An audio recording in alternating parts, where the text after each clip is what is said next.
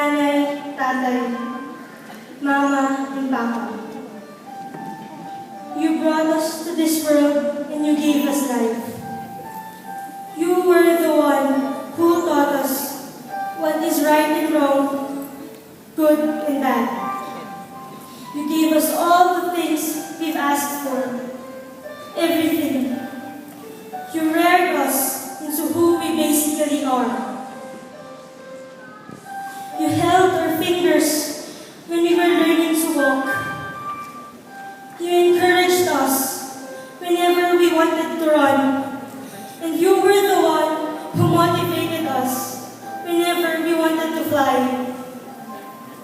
You dried all of our tears whenever we cried. Kapag kami po ay nalalapa, kayo po ang umaalala sa amin. Kapag kami po ay nag-aalala, o kapag kami po ay nalulungkot, isang mahigpit na yakap na lang po, okay na po kami. You were the one who made sure that we entered college. You guided us into the wonderful world of nursing. You stayed up late with us tuwing nagre-review po kami para sa anatomy at chemistry.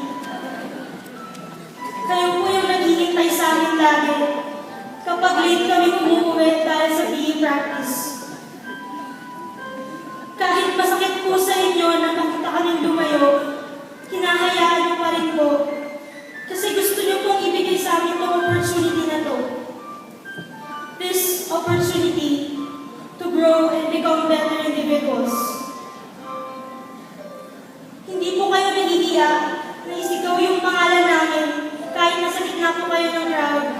Kasi gusto niyo pong ipakita sa lahat na proud po kayo sa amin. You were always there at our backs motivating us. You were always there supporting us, even when we were failing. You always believed in us.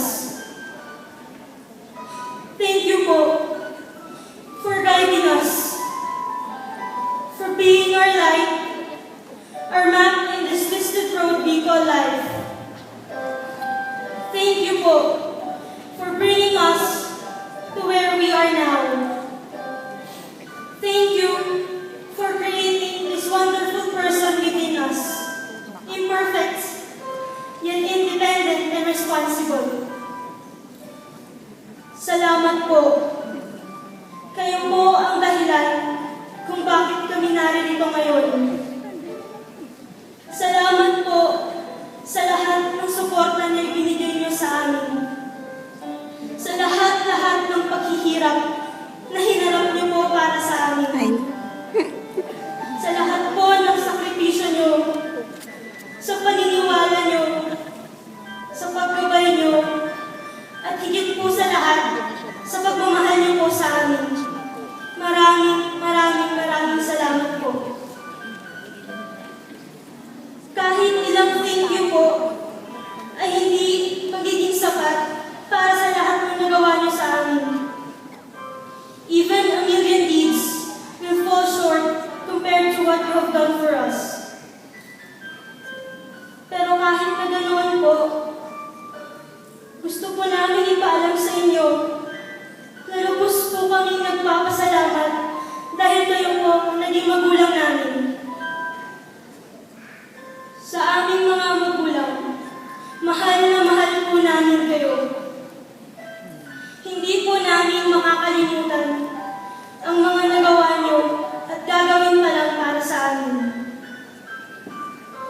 Hindi man po namin masuklian ang lahat ng sakripisyo niyo. Hindi man namin masabi sa inyo ang lahat.